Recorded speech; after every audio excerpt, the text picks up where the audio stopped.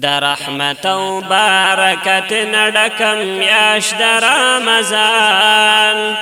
در رحمت او برکت نډکم میاشت د رمضان خصوصي د خدای کرم دې دا په هر یو مسلمان خصوصي د خدای کرم دې دا په هر یو مسلمان در رحمت او برکت نډکم میاشت د رمضان در رحمت او برکت نډکم میاشت د رمضان خصوصي د خدای کرم دې دا په هر یو مسلمان خصوصي د خدای کرم دې دا په هر یو مسلمان ګور نفل دی فرض او یا باندې بدلیږي ګور نفل دی فرض او یا باندې بدلیږي دا پمونګه مسلمانو د خدای سمره مهربان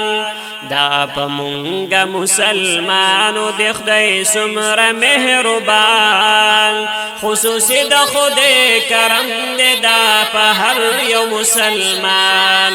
خصوصي د خدای کرم دې دا په هر یو مسلمان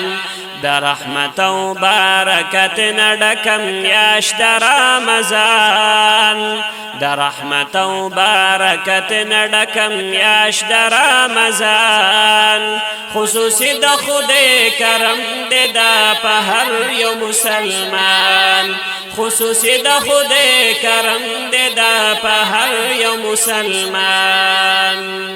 هر سحر یہ بختور وی ہر ماخام پکی اختر وی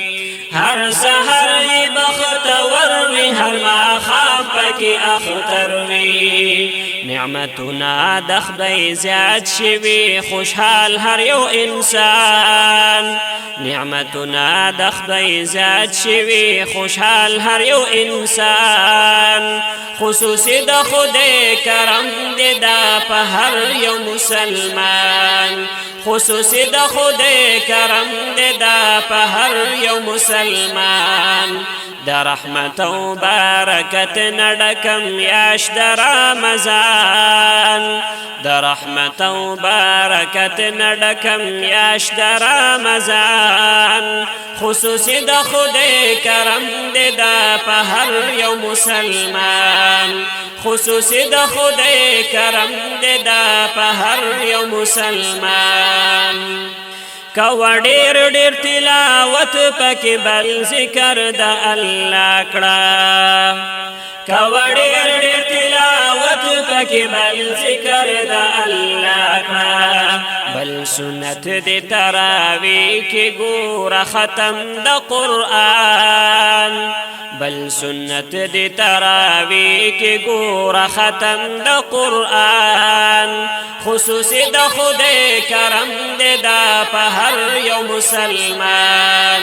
خصوصي د خدای کرم دې دا په هر یو مسلمان در رحمت او برکت نډکم میاشت د رمضان در رحمت او برکت نډکم میاشت د رمضان خصوصي د خدای کرم دې دا په هر یو مسلمان خصوصي د خدای کرم دې دا په هر یو مسلمان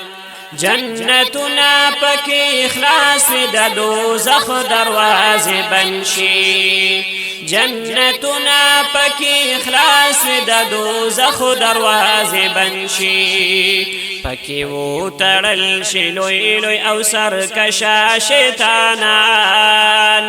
پکی او تړل شي لوی لوی او سرکشا شیطانان خصوصي د خدای کرم دې دا په هر یو مسلمان